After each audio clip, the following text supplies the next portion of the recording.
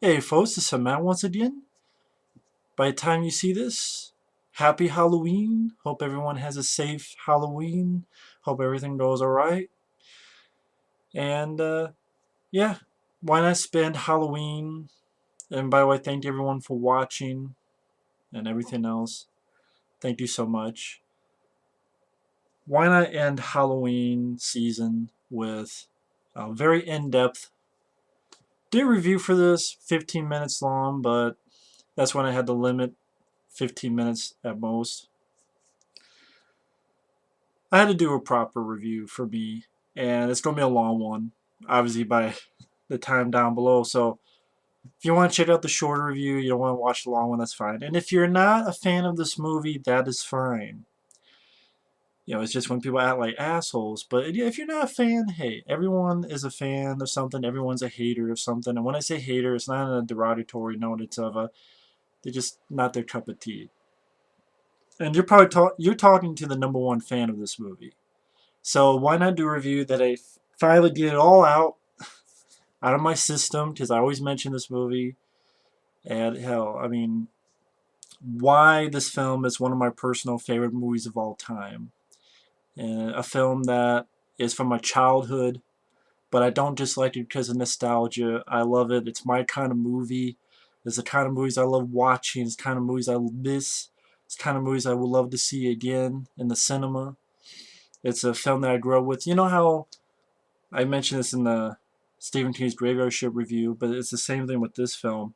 You know how people, older people, talk about how, you know, when they saw monster movies when they were kids, and they saw The Mummy, The Wolfman, Frankenstein, Dracula. Movies like this were my Frankenstein. They were my Dracula. These were the creature features I saw when I was 7, 8, or 9 years old. And they're the films that I grew up with. And the films I'm so passionate about.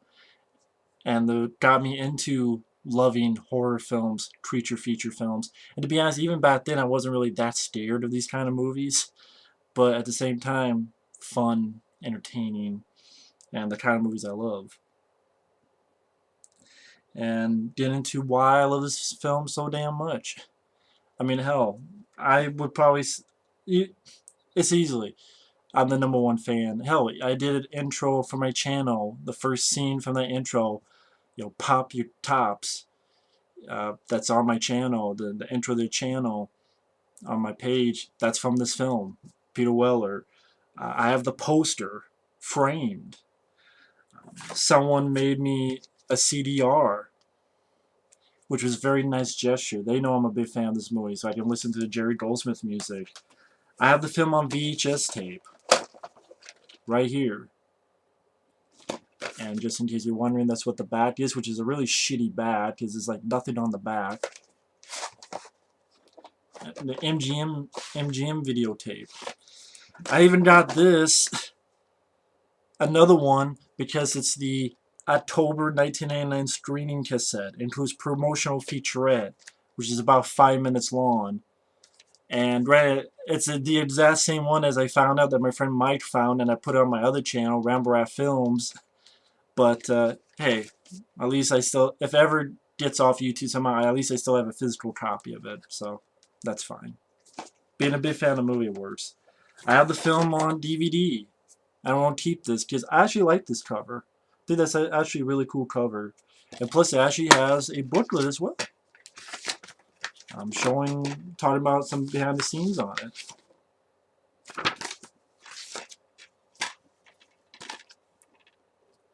And of course, thanks to my good friend Efrey, he got this for my birthday. Stream Factory came out with the Blu-ray of Leviathan, which actually, I'll talk about the Blu-ray at the end of it because it's going to be a long review anyway. But real quick, like, this actually has another side, another cover. So that's really cool.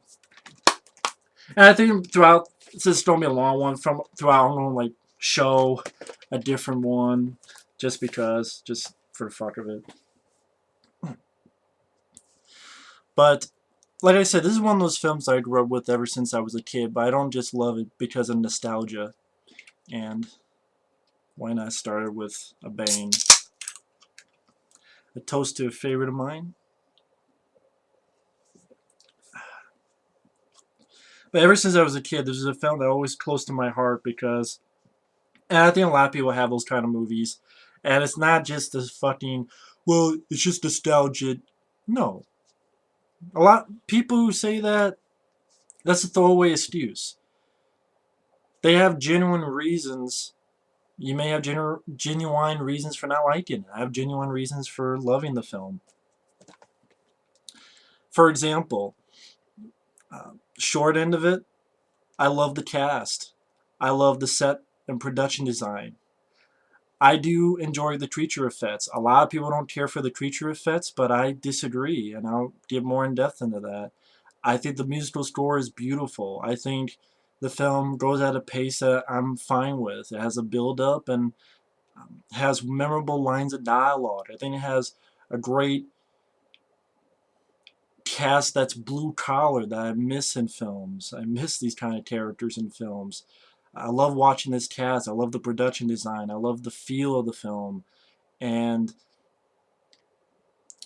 it's sad when I look at this. I look at, the poster even right over here, and it's just all the people that are involved with this film that is no longer with us. I mean, you got director George P. Cosmatos, who directed films like Cobra, Rambo 2, Tombstone. Of course, there's a lot of talk of whether he really directed those, if it was ghost directed, but of unknown origin, which I really enjoy.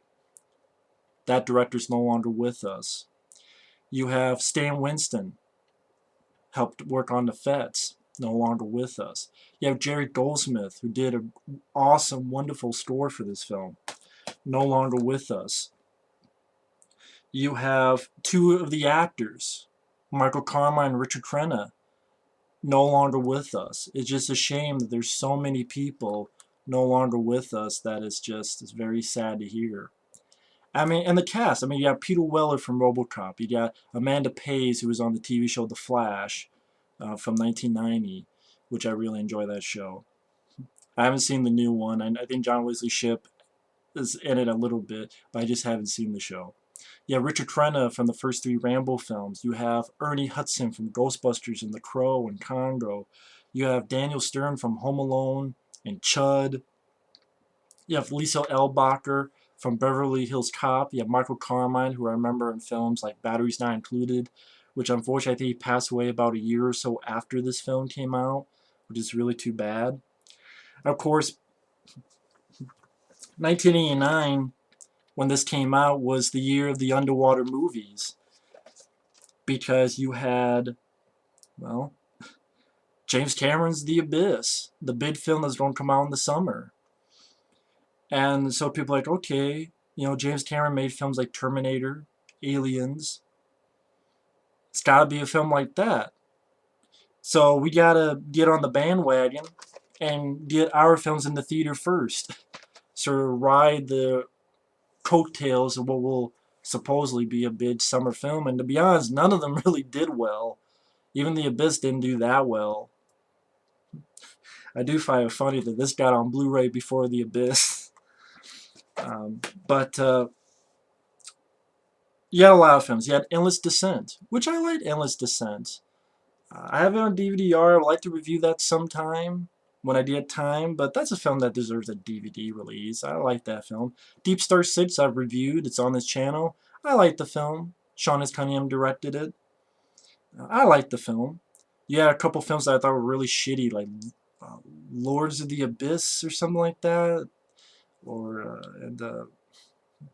God, there were a couple others that I don't remember. The Evil Below, which was a piece of shit. I think Lords of the Abyss was the Roger Corman one. I could be wrong. One of them was a piece of shit. I think DeepStar 6 of the big three was DeepStar 6, which came out first. Then it was Leviathan, and then The Abyss. And I like The Abyss, by the way. I do enjoy The Abyss. I do. I thought Ed Harris, I thought the story, I thought the score, I thought a lot of stuff worked in that film. But I will say my personal favorite is Leviathan. And I know that'll piss people off, but my personal favorite is Leviathan. And It's called a ripoff of Alien and The Thing. Even says Alien Underwater. I know my friend Mike, OCP, he did a review for this, and he disagreed with that. I gotta say, I understand why people say it's a ripoff of Alien. I gotta disagree with Mike on that, in which I understand perfectly why it's a ripoff of Alien. It is. But you know what? I think it's the best goddamn ripoff ever. I think it's the best goddamn ripoff of Alien. I think this is a better Alien film than Alien 3. It's a better Alien film than Alien Resurrection. It's a better Alien film than fucking AVP, Assholes vs. Penises, 1 or 2, The Requiem. I think it's a better Alien film than Prometheus. I think it's a better Thing film than the Thing prequel, who's full of pre-cum. And the Thing, I don't really understand. I guess because the creature, you know, it does have like arms and faces like the Thing at the end of the film, that the Wilford Brimley creature. That's, and maybe that little scene with the blood, but kind of for different reasons. So the Thing, I can, I, I don't know. I just, you know, it's two people mutating into one. I could kind of see the Thing, but that's when I'm like, kind of argue with that. But the Alien, I see, and here's why. I get it. I mean, Ron Cobb, who did production design for Alien, he did production design for this film. Jerry Goldsmith did the score for the first Alien. He did the score for this film. Stan Winston, who worked on the sequel, Aliens, as well as Tom Woodward Jr. and Alec Gillis, and those two who worked on Alien 3, they worked on this film. You have a small group of people and disclosed, you know, certain location, either space or underwater, who are blue-collar folks sent to do a job, and in a way, there's not too much time left. Even Parker and Alien, you know, we gotta talk about the bonus situation because we gotta do this for the signal. And here, they only have a few days left in this film. You have an evil corporate entity. Instead of Wayland, it's Trioceanic. It's Meg Foster. Mention her from They Live. You have one black guy in the movie, and you have two women in the movie. They have flamethrowers. You have suits that could kind of look like the suits in Alien. I understand it perfectly. But you know what? If it rips it off, do it well. And in my opinion, it does it well. A lot of people disagree. In my opinion, yeah, it's a ripoff. I think it does it well.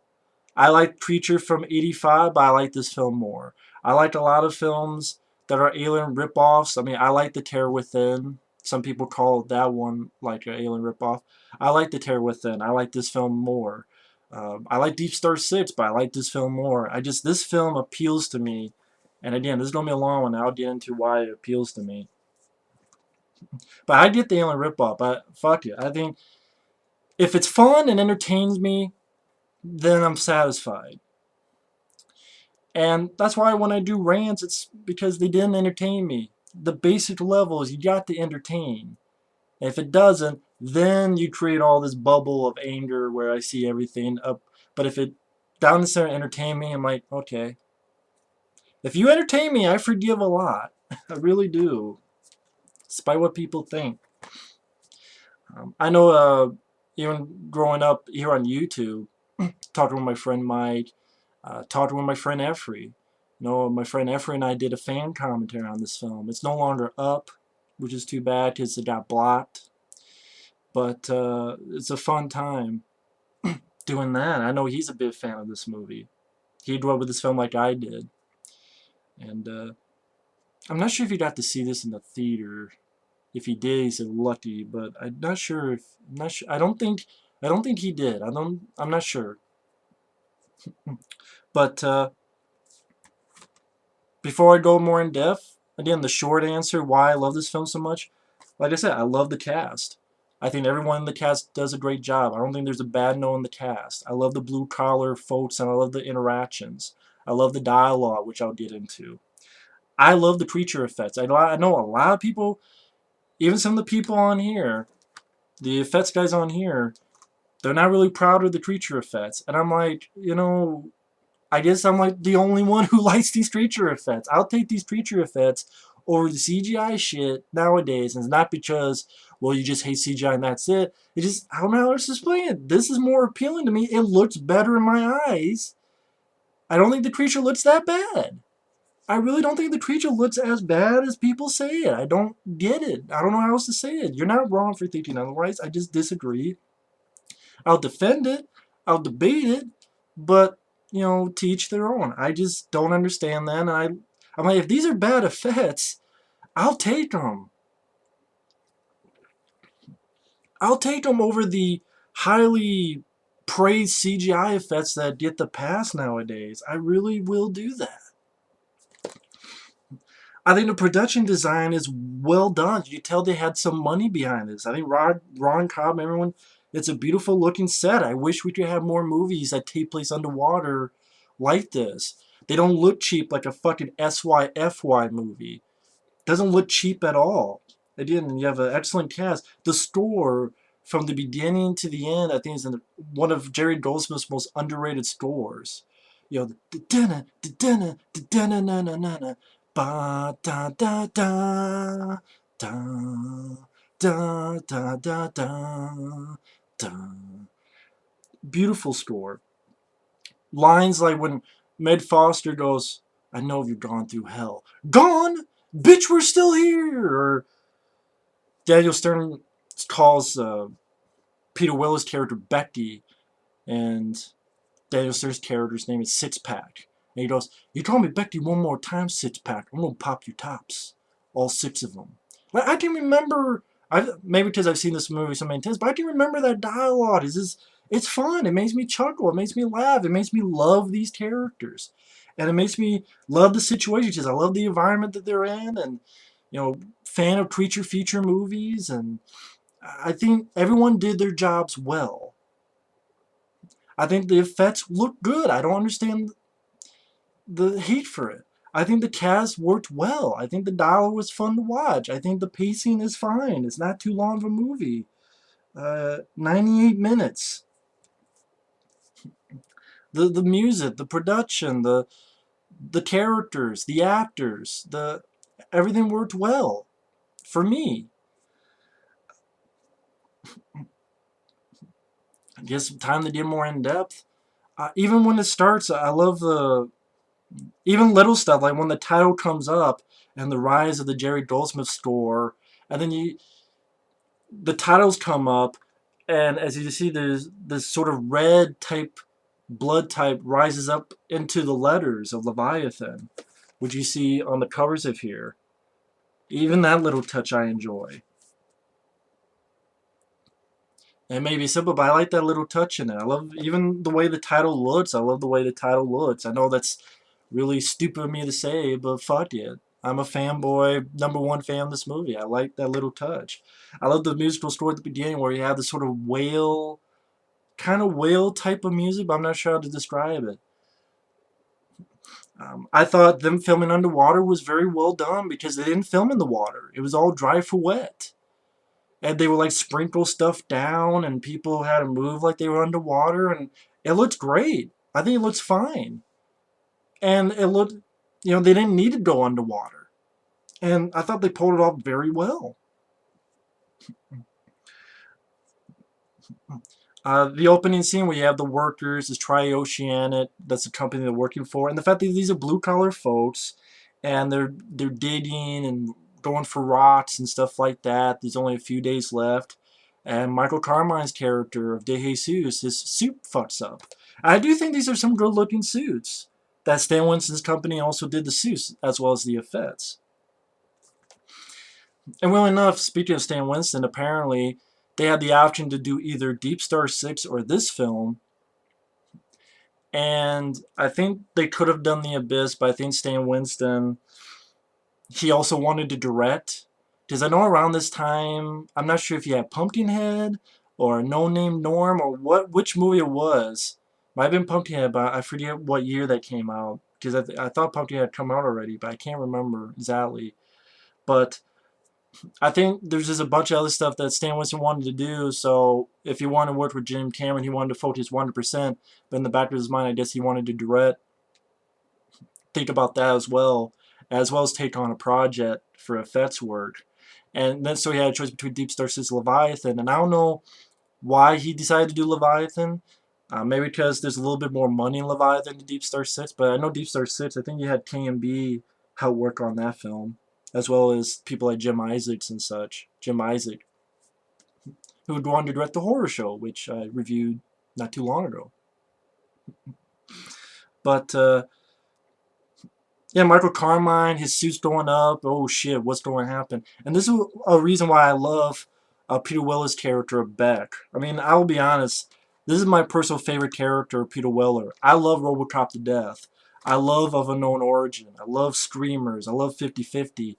But people will be pissed, but hey, it's my opinion. This is my all-time favorite movie with Peter Weller in it, and this is my favorite character that he played. And it's nothing against RoboCop. It's nothing against it. It's just, maybe it's just a personal connection with this movie more, or maybe because, you know, this character, uh, I would say more appealing, but that makes it sound like the RoboCop character isn't appealing, and that's not the case at all.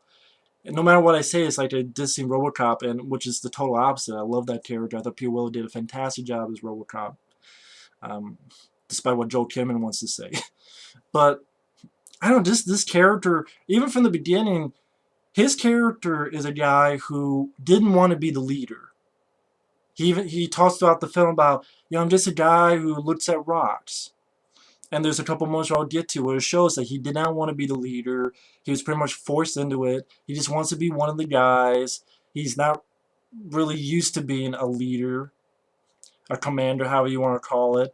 He kind of didn't want the job. Even this first scene, he's trying to get the doc, played by Richard Crenna. He can't find him. He doesn't know where he's at, and he doesn't know what to say, and he's nervous. And, you know, get him over here, you know, before Marco Carmine, you know, dies in the suit. And you get the idea. Peter Weller doesn't know what to do. I think Peter Weller did a great job in this movie. I really do. I think he did a wonderful job.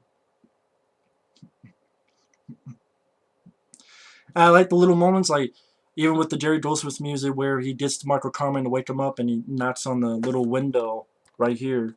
You know, and Marco Carmine wakes up, and then Peter Weller has that little smile. And it shows that he's a good guy. This is a good boss. I would love to have this guy for a boss. I would love it. And, you know, the crew, again, you have Daniel Stern, Amanda Pace, Ernie Hudson, Hector Elizondo, Lisa Eilbacher. I like that Hector Elizondo complains about, you guys should know you have it good here. Imagine you're up there, you know, you're worried about the kids because they're now onto new drugs. And I'm not going to give every single line of dialogue away, but his whole little speech about, you guys should make it, you know, you guys should be right here. And even Hector Elizondo in the interview talked about how he was, you know, he liked the character because it had a bit of humor in it as well, and it's a funny character. Even a moment later on where he's with Ernie Hudson, and he takes his gum out and does this, and it fixes it, and Ernie Hudson's like, how the hell you do that? Shh, you know, don't tell anyone. Don't tell anyone I did this. But wait a minute. How the hell did you do that? So that's what I mean by it's fun, funny, like likable characters. A horror film with likable characters and a likable cast of blue-collar folks that are not people out of a fucking catalog or the WB, CW, what other niches you want to say, or from a Sears, Walmart, Playboy catalog, whatever you want to call it. It's blue-collar folks and good acting and likable characters. That's what I like in movies. That's what I miss in movies. I love that they hang around the table, and Daniel Stern is the shit giver, and he does a great job at Six Pack, giving DeJesus, Michael Carmine's character, shit. He's like, you know, I stood next to a guy who blew in a suit once. I'll tell you, not a pretty sight. Hey, leave DeJesus alone. One tiny little hole in the fucking toe of his suit, man. No bigger than your dick. Yeah, the way the ocean came in, the pressure just crammed his whole body into his helmet in a matter of seconds. We just buried the helmet, crushes a can. That would have been you today, DeJesus.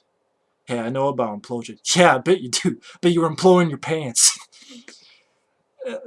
And then Peter Weller, you think he's talking to them. Cut it out, guys. You know, blah, blah, blah, blah. The doc is my responsibility. My responsibility. Bullshit. You realize it's a speech he's trying to work himself up to tell these guys what would be the right speech, and he even's like reading a book on how to do better. I like the fact it's a fake guy, like, the doc is my responsibility. Oh, bullshit. Like, he doesn't believe in himself. That's what I mean. I like this character. It's moments like that that make me love this character. Just that blue-collar, normal guy, destroyed under circumstances. He doesn't even want to be the leader. He's trying his best, but he's not perfect. The Richard Crenna, he pretty much brushes past Peter Weller. Talks about how he's, got to go to his golf game or something, like little thing like that. And Ernie Hudson is like, great, Beck. I feel a whole lot better. And Ernie Hudson is wonderful in this movie. He's a lot of fun. Like later on, how do you know? Shh, shh. After what we've been through, which I'll get to that. But I mean, Meg Foster, who has the craziest looking eyes I've ever seen in a woman. She's the, you pretty much can guess she's the evil corporate gal. Instead of Wayland Yutani, is Trioceanic, but I think Meg Foster does well. I think Peter Weller, he's like doesn't really believe her, but he goes along with it at first. And then Peter Weller's a good boss. He's like, hey, you guys, we can do this more today, and then you can have a day off here. If you do this here, then I can give you a day off here, and it's up to you. And he's trying his best.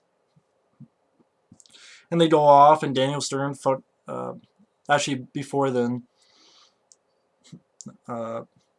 Daniel Stern had taken this little spider thing, and as a trick on Amanda Pays, he put it in his suit and told her to fix his suit, and it jumps up at her. Cispat, you shit! Surprise! And then it goes on with,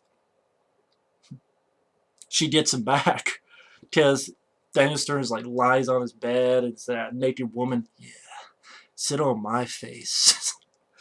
Finds the thing, and he's like, look at my foot, the bitch put a goddamn sea monster in my butt. And Peter was like, how you know it was her? It was her, goddamn, what, you call me a liar, bet? The baby, the sound of it, Bubba. I just love the way Peter Weller talks. Like, that may be the size of it, Bubba. You two are going to work. And their complaints like, oh, will you two pipe down? It's only a half day, any more hoopla, it's a phone one. But he's a boss who's fair, and I don't know, I'm a fanboy of this movie, but I'm a big fan of this movie. Just every little bit just makes me smile. And pretty much that's where Daniel Stern finds this safe after fucking around, and they open this safe and they find all this shit in there. They find this vodka, and they find like a little canteen. Well, Daniel Stern finds he pockets it. You find these dossiers that is in this different language, and Hudson's like, I forget what he actually says, but he says like a porn name. And the dot's like, let me see that. It's like, oh, come on, it's not really TDNTF or something like that. It was something like TDNTF. Oh, come on, dot, it's not really TDNTF. And pretty much says that all these people who are in this dossier is deceased. And pretty much a little bit, long story short, you find out that Daniel, I like the idea that everyone tries to sneak into the vodka in the bottle, but Peter Weller actually switched it with water. And Hector Elizondo's like, it's not bad. No, I'm telling you guys, it's not that bad. And I like that Peter Weller has a nice little conversation with Amanda Pays, and Amanda Pays like, how do you know how did you know they go for the vodka? And Peter Weller's like, well, it's what I do. Like Peter Weller's a great actor, and he's made a lot of good movies. I'm a big fan of his. Buckaroo Banzai, Of Unknown Origin, Screamers, 50-50, Batman, The Dark Knight Returns. That's the one. The Dark Knight Returns Part 1 and Part 2. Wrong movie. Dark Knight Returns. And again, that little conversation again gets a little bit into what that Peter Weller, he just kind of got forced into being a leader. And I think Amanda Pays does a great job. She's very likable, easygoing, never annoying, never whiny, never irritating.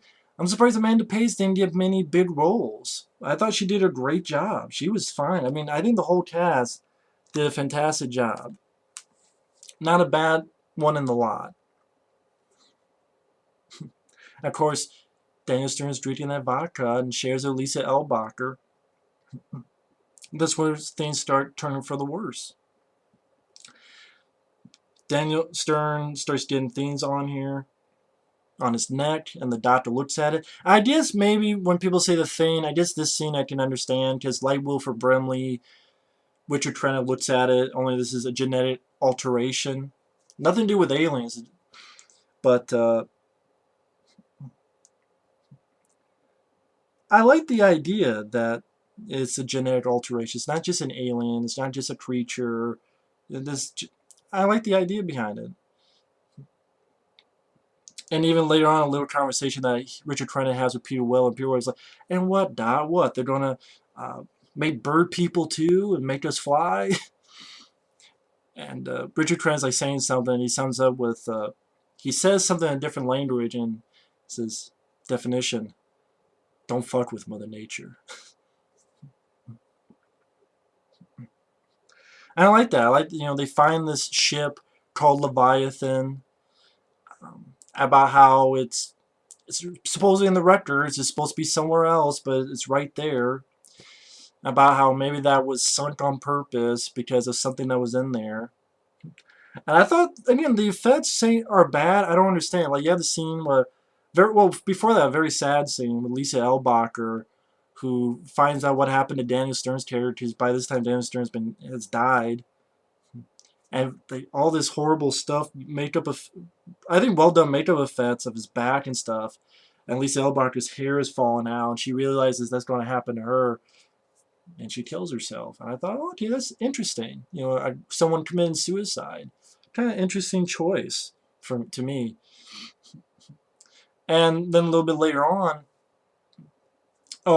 another little fun bit of business by Hector Elizondo, where he's being checked on. He's like, oh man, I hope I don't go up there with the herpes. I really don't.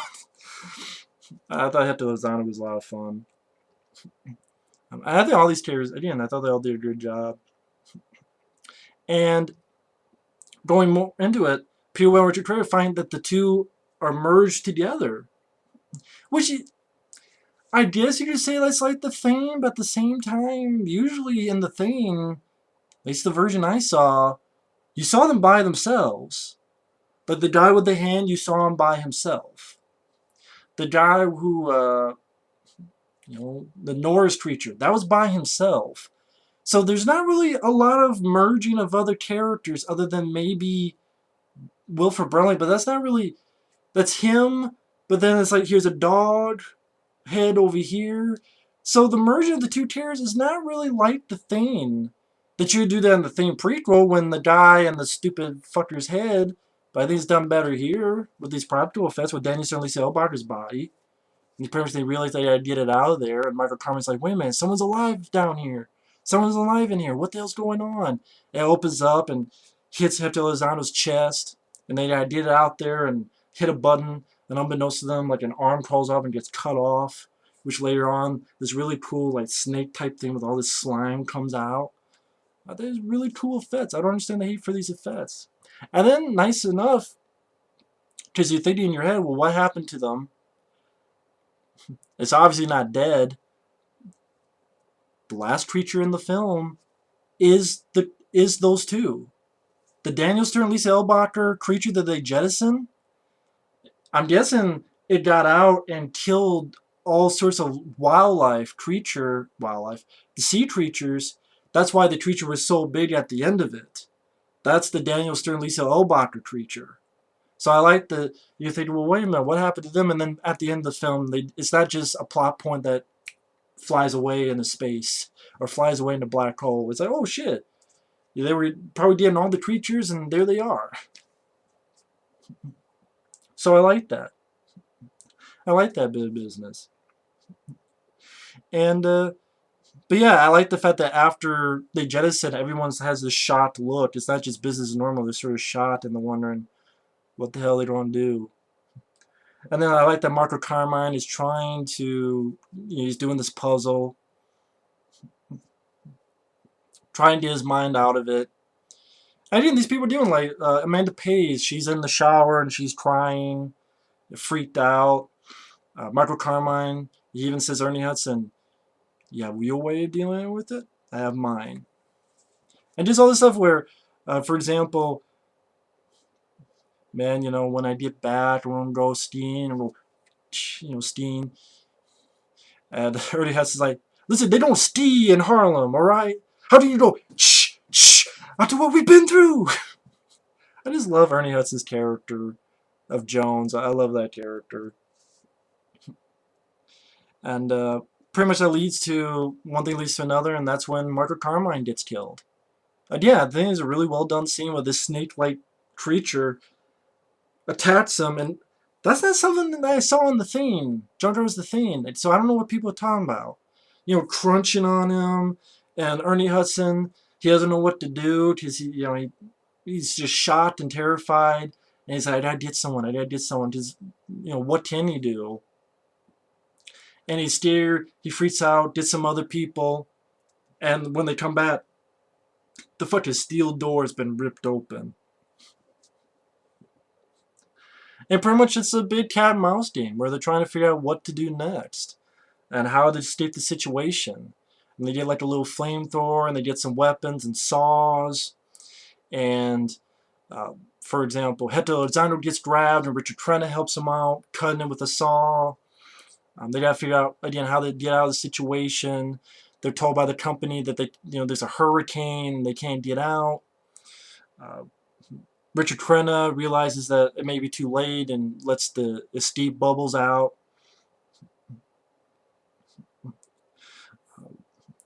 You have a nice little scene. I like the scene. They complain about it on the features, but I like it. Where you think there's going to be a chest burster coming out of Hector Elizondo, but he has this. I think they hate this creature, but I don't think it's that bad with the hand with teeth on it. Like, I know one of the guys, was it Alec Gillis, was like, oh, that sucked. It's his opinion. I understand. What, is he gonna lie? I get that. I do.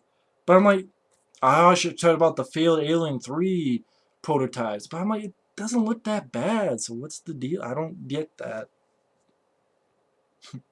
And I like the creature. I like the fact that it has it has everyone's DNA and everyone's sort of, it likes to feed on blood.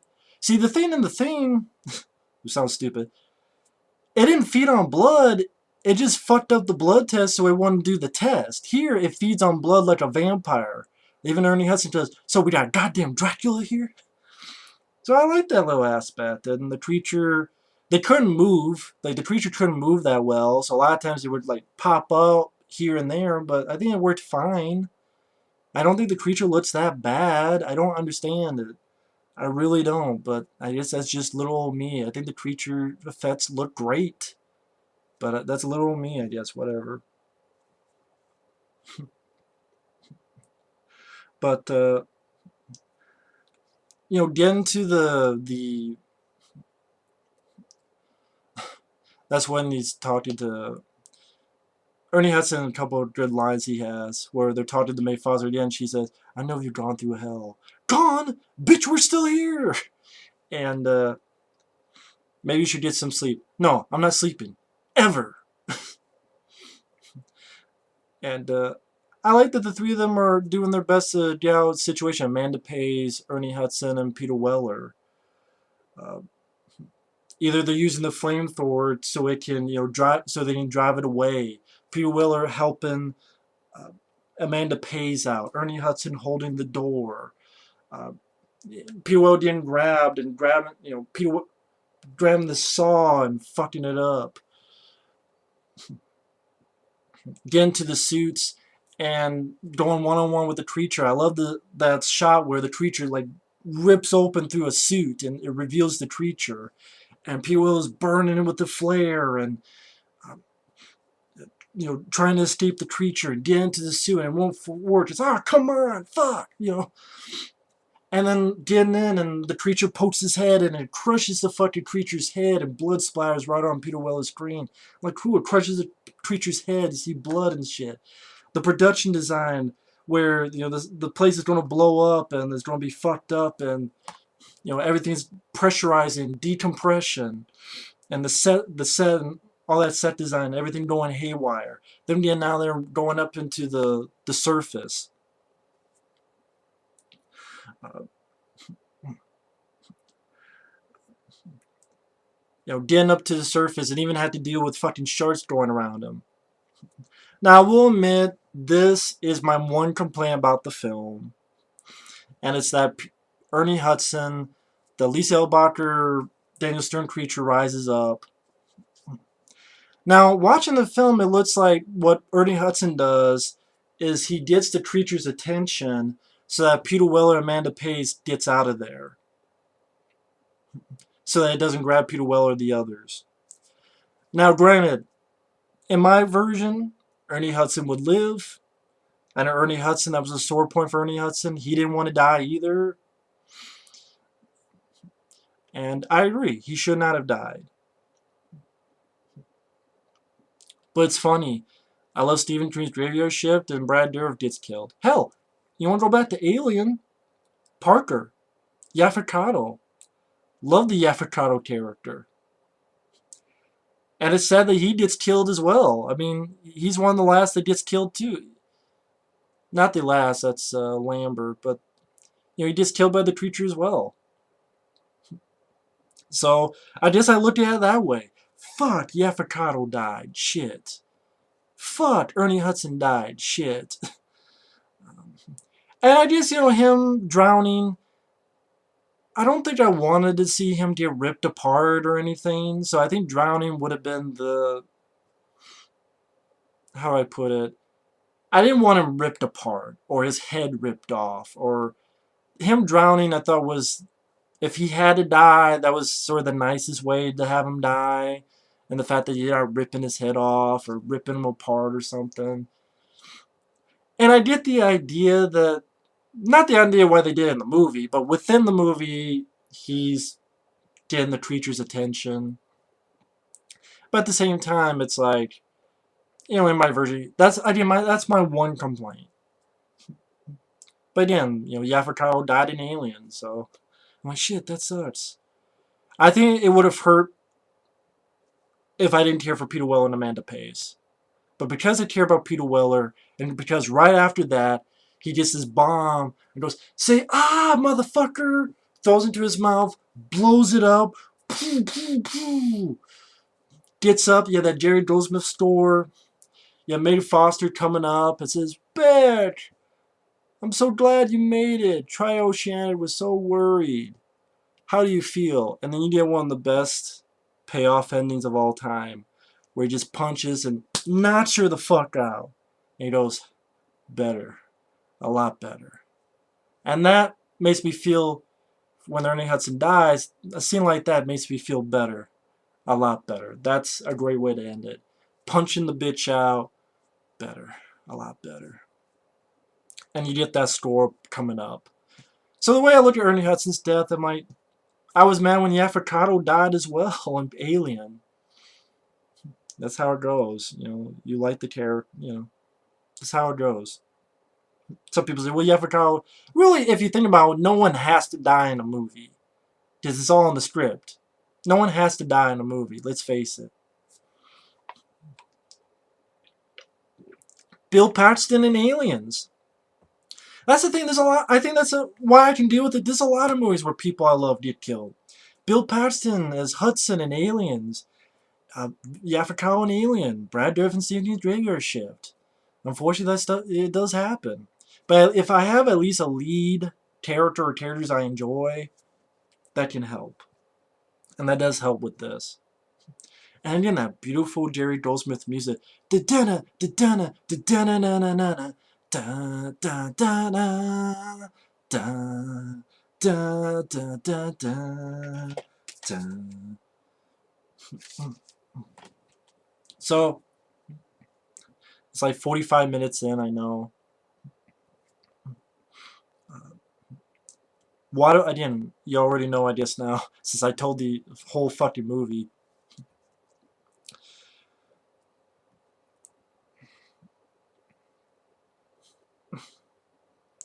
It's weird, makes me want to watch the film again. It really does. It's one of those personal favorites of mine. That there'll be people who don't understand it. Well, that's fine. It's not going to make me change my mind. And that's the thing. Any review is not meant to change your mind. When I do a review or rant, it's not meant to change your mind. It's just, hey, I hate a film. Are there any other one? Hey, anyone out there who hates the film? Comment. Let's discuss. Hey, I love this film. Are there any other Leviathan fans out there? It's kind of like, is there any Leviathan fans out there? And you're waving your hands. Come on over. Let's chat about Leviathan. This film that no one really likes but us. Select group. That's with a lot of movies. The Blob from 1988. And, hell, a lot of the films I've reviewed. And, again, I love this cast. I love the creature effects. I do. I'll take it over the CGI, especially some of the ones that I think get overhyped and overrated, in my personal opinion, some of the CGI effects. I'll take this over those. I think another reason why I like it better than The Abyss is just, I like The Abyss, but I like that this is a horror movie.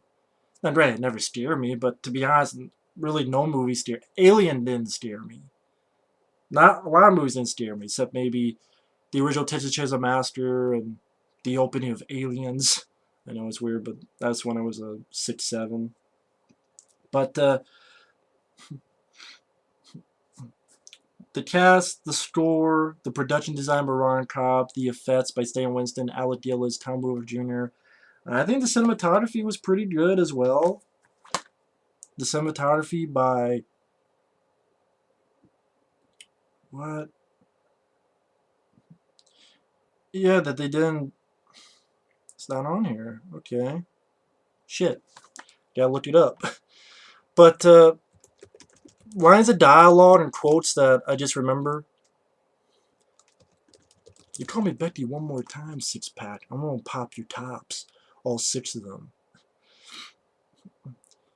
Lords of the Deep was what I was talking about. Yeah. The Abyss, DeepStar Six, The Evil Below, Lords of the Deep, and The Rift, aka Endless Descent. And the cinematographer by Alex Thompson. I thought he did a good job with the cinematography. And also the writing. I don't think the writing is that horrible. I mean, you had Jeb Stewart and David Peoples. Jeb Stewart helped work on the screenplay of Die Hard, Lock Up, The Fugitive, Another 48 Hours. And then David Peoples helped work on the screenplay for 12 Monkeys and Unforgiven. Interesting. And an unproduced attempt at adapting the Sergeant Rock comic series with Arnold Schwarzenegger. I guess he was also a co-writer on Blade Runner with Hampton Fancher. That's David Peoples. So, hey, yeah, one guy who was involved with Blade Runner and Lady Hawk and later on Unforgiven. And then you had another guy who was involved with stuff like Die Hard and I think a few other. And then the cinematographer. Holy shit. He worked on Cliffhanger and Demolition Man. 2 well-shot movies, I will say. Good-looking films. And this is another good-looking movie. And the Dry for Wet sets look... I just think everyone did their job well. In my opinion. I think they did their job well. People can disagree, but I think they did their job well. I mean, I've said like 50 minutes why I like the film and love the film so much to death. I miss these kind of movies.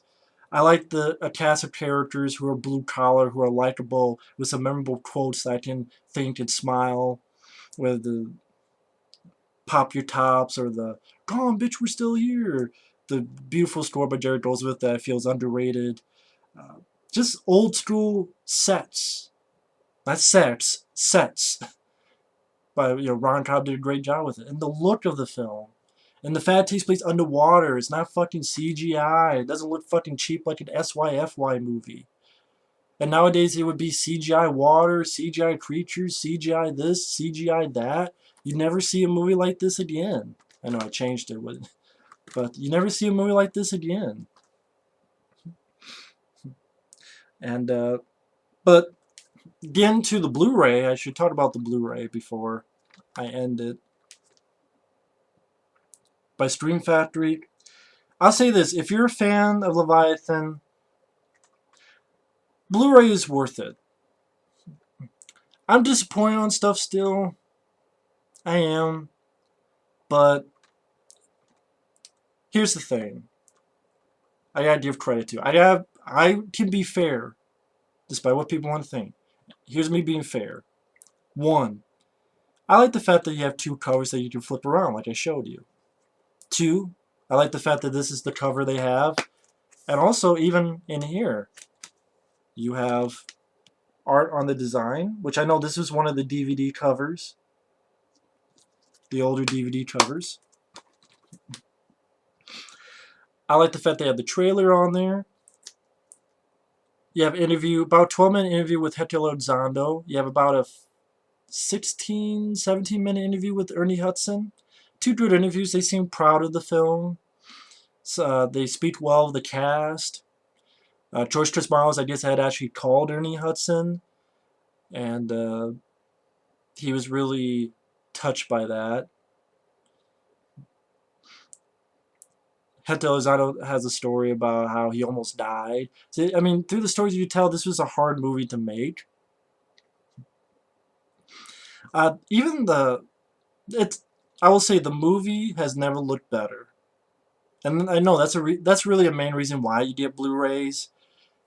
The movie looks beautiful on Blu-ray. I gotta give credit to that too. I think the movie looks beautiful. I think it looks great on Blu-ray. I think they did a great job on the transfer. I'm not usually a guy that notices that shit, but I do think the transfer on this, compared to the DVD I have, it's a beautiful transfer. Even the menu, I like the way they did the menu. Having Jerry Goldsmith's music, and then they have this image, but I like the little stuff they do where the bubbles, see those bubbles? They actually move. And there's like water in the background that moves, and then the bubbles actually move back against this. Like the bubbles like... I thought that was a really nice touch. And you do have a 40-minute interview with the three effects guys. On one hand, it does kind of sting that they don't really seem too proud of it, but you get the idea that they didn't have the best time making it, because Stan Winston bit off a bit more than he could chew, because, okay, we don't do the effects, but also we don't do the suits as well, which was double the work for them. The guy who was in the suit, I believe that was Tom Woodruff Jr., is his least favorite suit because he was bent all over, which was hurting his back. Then he was getting these shots. And I think it was Alec Gales that was complaining about the hand thing, which I'm like, I don't think it's that bad. And there is some fun. I will say it's worth a look. There are some fun stories. Klaus Kinski, because this film was in Rome. It filmed in Rome in studio. And one of them, I think Alec Gillis tells a story about how he was walking and Klaus Kinski came out chasing some guy. Or a moment where the effects guy, Stan Winston, was over here. Everyone was behind him and they all hid while Stan Winston was talking. So the producers came in and it looked like Stan Winston was talking to himself. And there's no one there. So he had to talk to the producers.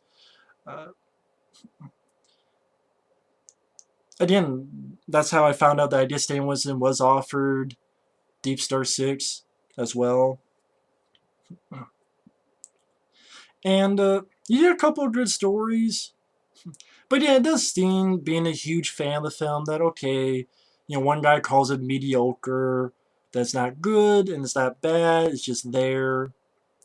And that, one guy says it's a little too much like The Thing, a little too much like Alien. which I didn't understand the alien thing, but I will admit, one, I get it. What, are they supposed to lie?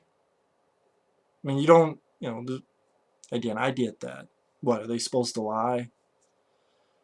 But, once in a while it does seem like come off as whiny, but on the other hand, it's like, you can see that everyone had a tough time on the shoot. It was a hard movie to make.